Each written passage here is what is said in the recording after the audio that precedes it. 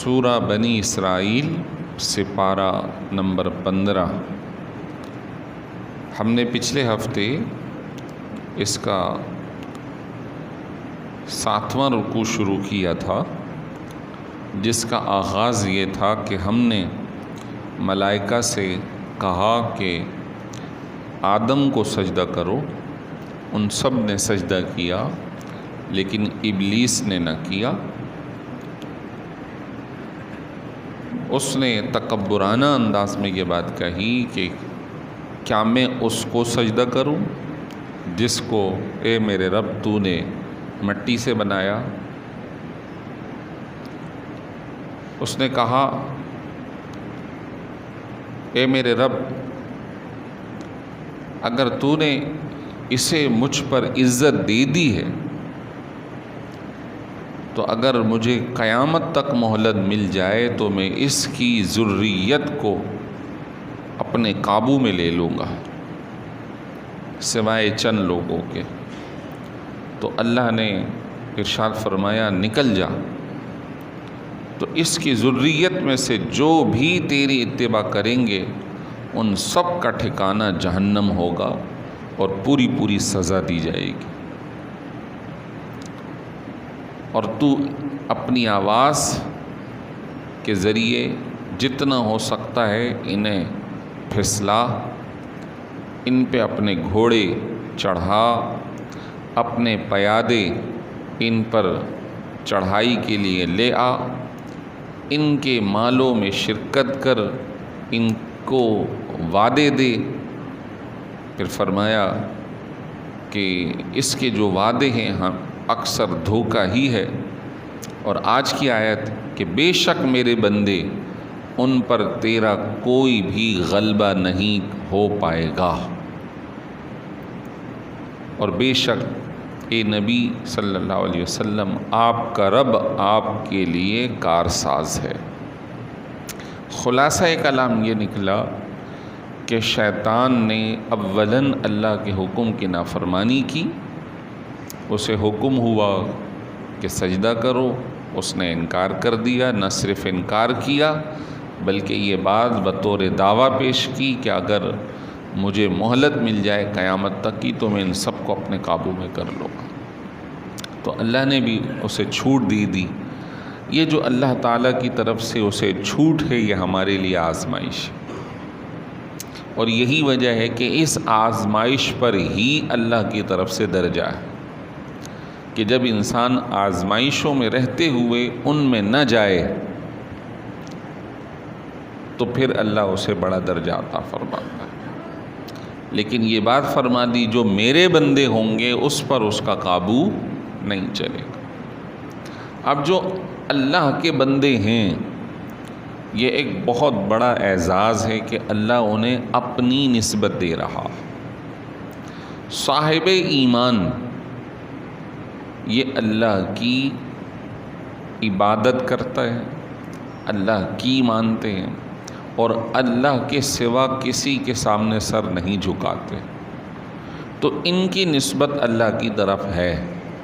ہمیں اللہ تعالیٰ نے یہ اعزاز بخشا کہ اپنے بندوں میں شامل فرمایا۔ لیکن اب ایک ہے ایمان اور ایک ہے اعمال۔ ایمان میں تو الحمدللہ اللہ نے ہمیں محفوظ کر لیا، لیکن اعمال میں آزمائش باقی ہے۔ وہ ہمیں کبھی مال میں، کبھی آواز میں، کبھی شرکت اولاد میں، اور کبھی جھوٹے دعووں میں پھنساتا ہے۔ میں نے جیسے پچھلے ہفتے یہ بات عرض کی تھی، آواز میں آزمائش کیسی ہے تو یہ ہیں گانے باجے جس کے اندر کفریہ باتیں بھی ہوتی ہیں، اللہ کی نافرمانی بھی ہوتی ہے، الفاظ شعر و شاعری جو دنیا طلبی پر لے جائے، جو دنیاوی عشق کی طرف لے جائے، جو گمراہی کی طرف لے جائے۔ اسی طرح آواز وہ لطیفے جو کفریات پہ مشتمل ہیں، بظاہر وہ سننے کو اچھے لگتے ہیں لیکن حقیقت میں وہ آزمائش ہے، وہ ہمارے ایمان کو بھی ضائع کر سکتے ہیں۔ لہٰذا آواز کی ایک آزمائش رکھی گئی ایک آزمائش رکھی گئی مال کی، کہ مال کے اندر ہم حرام حلال کی اگر تمیز نہ کریں تو کل یہی ہمارے گلے پڑ جائے، اور اگر حلال ہو اور پھر اللہ کے حکم کے مطابق اسے خرچ نہ کریں تب بھی یہ آزمائش ہے۔ اسراف، بے جا خرچ کرنا۔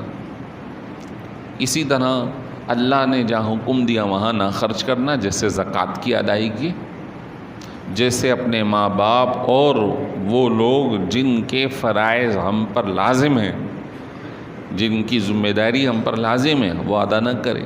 یہ بھی ایک آزمائش ہے، کل قیامت میں اس کی بھی جواب دہی ہوگی۔ اور جھوٹے وعدے، تو جھوٹے وعدے انسان کو یہ خیالات، یہ وہم کہ بس بخشش ہو جائے گی، جو چاہو کر لو، یہ شیطانی وسوسہ ہے۔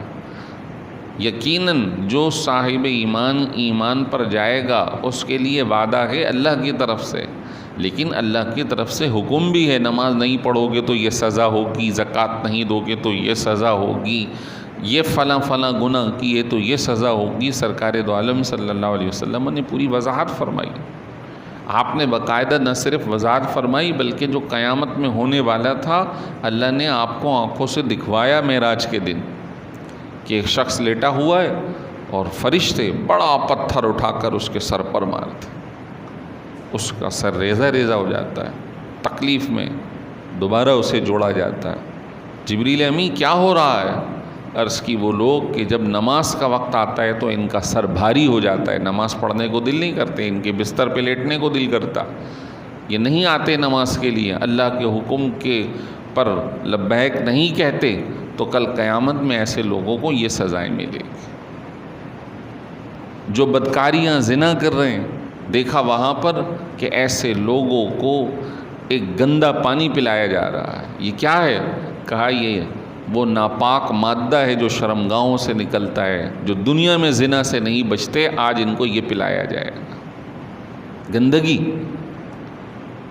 گویا مختلف انداز کے اندر جو لوگ اللہ کے حکم کی نافرمانی میں مبتلا ہیں، نہ صرف بتایا بلکہ دکھایا کہ کل قیامت میں یہ ہو رہا ہوگا۔ ایسے لوگ مبتلا ہوں گے وہاں پر۔ تو یہ جو شیطان دھوکہ دے رہا ہے، وعدے کر رہا ہے، اس کی طرف نہ جاؤ، اور جو میرے بندے ہیں ان پر اے شیطان تیرا قابو نہیں چلے گا۔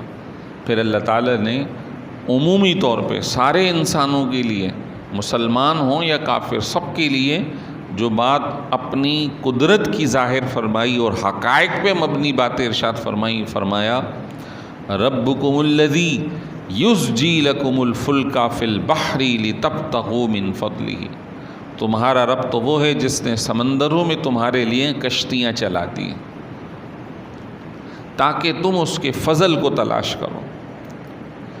سمندروں پر ٹنوں من سامان ایک جگہ سے دوسری جگہ جا رہا ہے۔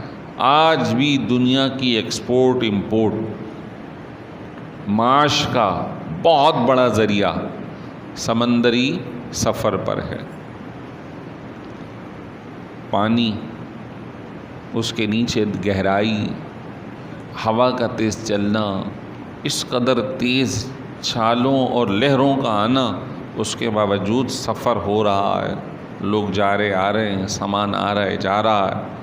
یہ کون ہے کہ جس نے تمہاری اس سواری کو، سامان کو محفوظ کر رکھا ہے، یہاں سے وہاں تک پہنچانے کے لیے تمہارے لیے سہولت فراہم کر رکھی ہے؟ تم آج مالدار ہو، تم اپنے مال پر اترا رہے ہو، تم آج اپنے مال پر فخر کر رہے ہو، تمہیں معلوم ہے کہ یہ سفر، یہ تمہاری تجارت، یہ ساز و سامان کی حفاظت کس نے کر رکھی ہے؟ تمہارے رب عز و جل نے کر رکھی ہے۔ اِنَّهُ كَانَ بِكُمْ رَحِيمًا، وہ رب تمہارے ساتھ بڑا رحیم ہے، تم پہ رحم فرما رہا ہے۔ فرمایا وَإِذَا مَسَّكُمُ الضُّرُّ فِي الْبَحْرِ ضَلَّ مَن تَدْعُونَ إِلَّا إِيَّاهُ، جب تمہیں سمندر میں کسی تکلیف کا سامنا ہوتا ہے تو پھر خدا کے سوا جس پر تمہارا سہارا تھا وہ سب چھوٹ جاتا ہے، تم صرف اللہ کو پکار رہے ہوتے ہو۔ وہی ہے جو محفوظ کرے گا۔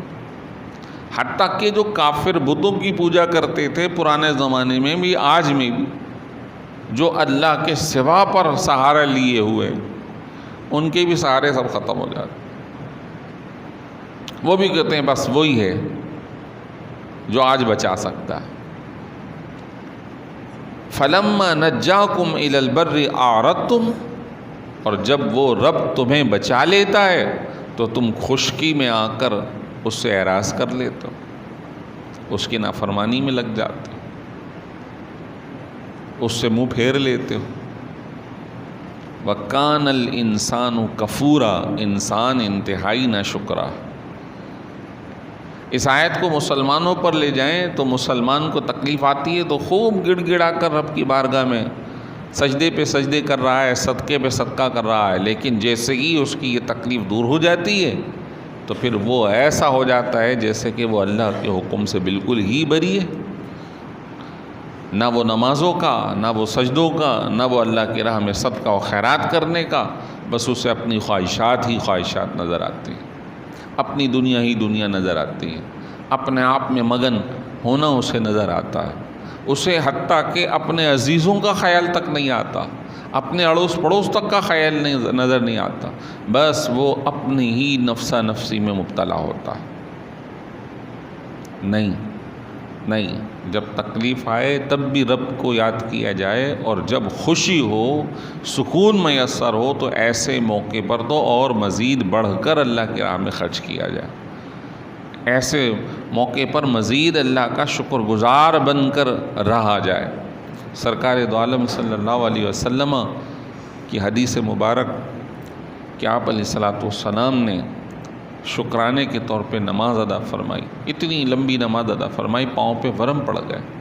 بی بی عائشہ طیبہ طاہرہ رضی اللہ تعالی عنہا کہنے لگیں، سرکار آپ اتنی لمبی نماز ادا کر رہے ہیں، آپ کو تو اللہ تعالیٰ نے اعلان فرما دیا ہے کہ نہ صرف آپ کی بخشش بلکہ آپ کے صدقے اگلے پچھلوں کی بخشش کر دی جائے گی۔ تو حضور علیہ الصلاۃ والسلام نے جواب دیا، عائشہ جب یہ نعمت مجھے مل گئی، میری بخشش کا اعلان ہو گیا، تو افلا اکون عبدا شکورا، تو پھر میں اللہ کا شکر گزار بندہ نہ بنوں کہ اللہ نے مجھے یہ نعمت دے دی، تو مجھے تو زیادہ شکر ادا کرنا چاہیے۔ تو جس کو جو ملا ہوا ہے اس پہ تو زیادہ شکر گزار ہونا چاہیے، کہ کتنے ہی ایسے ہیں جن کو یہ دستیاب نہیں، لیکن معاملہ ایسا ہے کہ شیطان کے وسوسے میں، نفس کے وسوسے میں ہم مبتلا ہیں، اور کفار ایمان کے مسئلے میں ہی مبتلا۔ ارشاد فرمایا، بہت اہم آیت ہے مبارکہ، جھنجھوڑ دینے والی، افامنتم ان یخسف بکم جانب البر او یرسل علیکم حاصبا ثم لا تجدوا لکم وکیلا، کیا تم اس سے بے خوف ہو گئے ہو کہ وہ تمہیں خشکی میں کسی جانب زمین میں دھنسا دے، زمین شق ہو اور تمہیں اندر دھنسا دے، کیا تم اس سے بے خوف ہو گئے ہو؟ اللہ نے ایسا بہت سو کے ساتھ کیا ہے، تم اس معاملے میں بے خوف نہ ہو۔ کیا تم اس سے بے خوف ہو گئے ہو؟ یرسل علیکم حاصبا، کہ تمہارے اوپر آگ کے پتھر برسا دیے جائیں۔ قوم لوط بدکاری میں مبتلا، فرمایا حضرت لوط علیہ السلام نے نہ مانے تو اللہ تعالیٰ نے بستی کو پلٹا بھی، اور آسمانی بجلی آئی، بارش آئی، اور آسمان سے آگ کے جلے ہوئے پتھر آئے، جس میں آگ بھی ساتھ تھی، وہ پتھر لگتی تھی، گھر جلا دیے گئے، لوگوں کو مار دیا گیا، عذاب کی جگہ مقرر فرمائی۔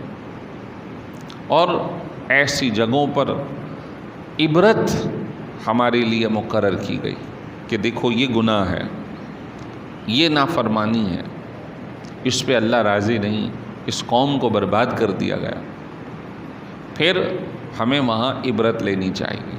جیسا بھی مشہور واقعہ ہوا، ٹائٹین آبدوز ایک جہاز کو دیکھنے، ملبہ دیکھنے اندر گئی اور وہ لوگ چلے گئے۔ جو بھی معاملہ ہے یہ ایک دنیاوی ہماری طلب ہے، دینی حکم یہ ہے کہ ہمیں جہاں عذاب الہی آیا ہو وہاں جانا نہیں چاہیے۔ ایک روز سرکار دو عالم صلی اللہ علیہ وسلم کسی جہاد سے واپس تشریف لا رہے، مکے کے قریب ہی کچھ دور حضرت صالح علیہ السلام کا علاقہ، بڑے بڑے محلات، پتھروں کے اندر انہوں نے کورید کر گھر بنا رکھے تھے۔ حضرت صالح علیہ السلام کی نافرمانی کی، اللہ کی طرف سے عطا کردہ معجزہ اس کو انہوں نے مار دیا، تو اللہ نے ان پر عذاب نازل فرمایا، سارے لوگ مار دیے گئے۔ حضور وہاں سے گزرے تو جو پہلے کچھ قافلے کے ابتدائی لوگ تھے وہاں سے گزرے تو دیکھا کنواں ہے، پانی موجود ہے، انہوں نے کنویں سے پانی نکالا، آٹے میں ڈال کر اس کو گوندھ لیا، اور کچھ دیگچی کھانا پکانے کے لیے وہاں قریب میں دیگچی لگا کے گوشت اس کے اندر ڈال کے پکانا شروع کر دیا۔ حضور جب پیچھے سے تشریف لائے تو آپ نے اپنے سر پر کپڑا ڈال لیا اور فرمایا اس علاقے سے جلدی گزرو، اور یہاں جو آٹا تم نے پانی سے گوندھا ہے اسے پلٹا دو، ہانڈیاں پلٹ دو، یہاں نہ ٹھہرو، جلدی نکلو کہ یہ اللہ کی نافرمانی اور اللہ کے عذاب کی جگہ ہے، یہاں نہ جاؤ، یہاں سے جلدی نکلو۔ تو ہمیں وہاں جانا نہیں، ہمیں تو وہاں دور رہنے کا حکم، اس کے اثر سے بھی دور رہنے کا حکم۔ تو کیا تم اس بات سے بے خوف ہو گئے ہو کہ تم پر آگ کے پتھر برسا دیے جائیں؟ کیا تم اس بات سے بے خوف ہو گئے ہو کہ زمین چیر کر تمہیں اندر انڈھیل دیا جائے اور پھر تم اپنے لیے کوئی کارساز نہ پاؤ، کوئی سہارا نہ پاؤ؟ تو کافروں کے لیے تو ایمان کے مسئلے میں یہ بات واضح ہے، اور مسلمانوں کے لیے اعمال کے مسئلے میں کہ اپنے اعمال اور کردار کی حفاظت کرو، بے خوف نہ ہو، اللہ کا عذاب آ سکتا ہے جیسے پہلے آیا ہے۔ فرمایا ام امنتم ان یعیدکم فیہ تارۃ اخری، کیا تم اس سے بے خوف ہو گئے ہو کہ اللہ تمہیں دوبارہ سمندری سفر پر بھیج دے، فیرسل علیکم قاصفا من الریح، اور پھر اللہ تیز ہواؤں کو تمہارے اوپر مسلط فرما دے، فیغرقکم، اور پھر وہ ہوائیں تمہیں غرق کر دیں، فیغرقکم، وہ تمہیں غرق کر دے۔ یہ اللہ کے اس معاملے سے بے خوف نہ ہو، اللہ کے اس معاملے سے بے خوف نہ ہو۔ ایک مرتبہ بچ جانا اس بات کی دلیل نہیں کہ دوبارہ بچ جاؤ گے۔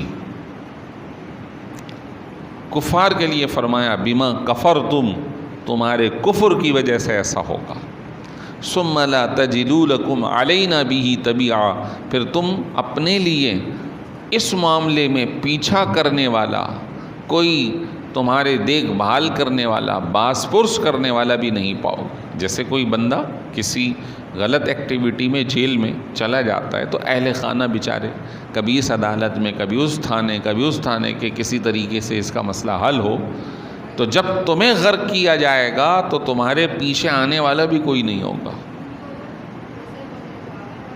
اللہ اکبر۔ فرمایا آخری آیت مبارکہ وَلَقَدْ كَرَّمْنَا بَنِي آدم،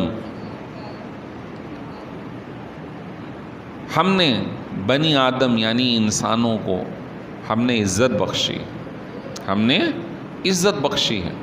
وَحَمَلْنَاهُمْ فِي الْبَرِّ وَالْبَحْرِ، اور ہم نے انہیں سوار کیا ہے خشکی میں بھی اور سمندر میں بھی۔ جانور ہمارے تابع کر دیے، گاڑیاں سواریاں ہمارے تابع کر دی، وہ چل رہی ہیں ہم اس پہ بیٹھے، وہ اڑ رہی ہیں ہم بیٹھے، وہ سمندروں پر چل رہی ہیں ہم اس پر بیٹھے ہیں سکون سے۔ یہ اللہ نے ہمیں عزت بخشی، ہمارے اوپر کوئی نہیں بیٹھا، ہمارے کندھوں پر کوئی سوار نہیں، ہم دوسروں کی پیٹھوں پر کندھوں پر سوار ہیں سواریوں کے طور پہ۔ یہ اللہ نے عزت بخشی ہے، انسان کو عزت بخشی، اسے اشرف المخلوقات بنایا، انسان کو عزت بخشی ہے، اسے علم عطا فرمایا، انسان کو عزت بخشی ہے کہ وہ نوالا اٹھا کر اپنے منہ میں رکھتا ہے، دوسروں کو دیکھیں تو وہ کھانا کھانے کے لیے اپنے منہ کو کھانے کے لیے جھکاتے ہیں۔ یہ عزت ہے کہ آپ کو ہمیں کھانے کے لیے نہیں جھکایا بلکہ کھانے کو ہمارے منہ تک اٹھوانے کی صلاحیت ہمیں بخشی۔ انسان کو کئی معاملات میں عزت بخشی اللہ تعالیٰ نے، اور فرمایا وَرَزَقْنَاهُم مِّنَ الطَّيِّبَاتِ، ہم نے انسانوں کے لیے پاکیزہ رزق مقرر کیا، گندگی غلاظت سے نہیں کھاتے، پاکیزہ، اور خصوصاً مسلمانوں کے لیے کہ اس کے اندر بھی طیبات کا حکم ہے کہ دائیں بائیں بہت ساری چیزیں ہیں لیکن تمہیں صرف پاکیزہ رزق کھانا ہے۔ مسلمانوں کو فرمایا وہی کھاؤ جو رسول کھایا کرتے تھے، وَاعْمَلُوا صَالِحًا، اور اچھے اعمال کیا کرو۔ فرمایا وَفَضَّلْنَاهُمْ عَلَى كَثِيرٍ مِّمَّنْ خَلَقْنَا تَفْضِيلًا، اور ہم نے اس بنی انسان کو اپنی بنائی ہوئی مخلوق میں سے بہت سوں پر فضیلت عطا فرمائی، بہت سوں پر، حتیٰ کہ فرشتوں پر۔ بعض صحابہ نے کہا حضور فرشتوں سے بھی افضل؟ فرمایا ہاں فرشتوں سے بھی افضل، کہ فرشتے تو ایک آسمان اور سورج کی طرح اللہ کی مخلوق مجبور محض ہیں، جو فرما دیا وہی کرنا ہے، تمہیں اختیار دیا ہے تو اس اختیار میں تم فرشتوں سے بھی افضل ہو۔ انسان کو خواہشات آزمائش کے طور پہ ساتھ دی، ان سے بچ کر وہ پھر اللہ کی عبادت کر رہا ہوتا ہے تو اللہ نے فرشتوں پر بھی فضیلت عطا فرمائی۔ یہ مسئلہ میں نے پچھلے ہفتے بتا دیا تھا کہ انبیاء و مرسلین سارے فرشتوں پر افضل ہیں، اور عام لوگ ان سے فرشتے افضل ہیں، لیکن جو صالحین امت ہیں، اولیاء امت ہیں، وہ 4 فرشتے یعنی جبریل، میکائیل، عزرائیل اور اسرافیل، یہ جو بڑے فرشتے ہیں، ان کے بعد جتنے فرشتے ہیں اللہ نے ولیوں کو ان پر بھی فضیلت عطا فرمائی۔ لیکن انسانوں میں وہ لوگ جو کافر ہیں، جو نافرمان ہیں، جو مختلف اللہ کے نافرمانیوں میں مبتلا ہیں، وہ فرشتوں سے افضل نہیں ہیں۔ فرشتے بہرحال ان سے افضل ہیں کہ اللہ کے حکم کے تابعدار ہیں۔ اللہ تعالی ہمیں جو ہمیں نعمت ملی ہے اس پہ شکر ادا کرنے کی توفیق عطا فرمائے، اور نافرمانی سے محفوظ کرے، اور اللہ ہمیشہ اپنے حکم پہ ہمیں چلنے کی توفیق عطا فرمائے۔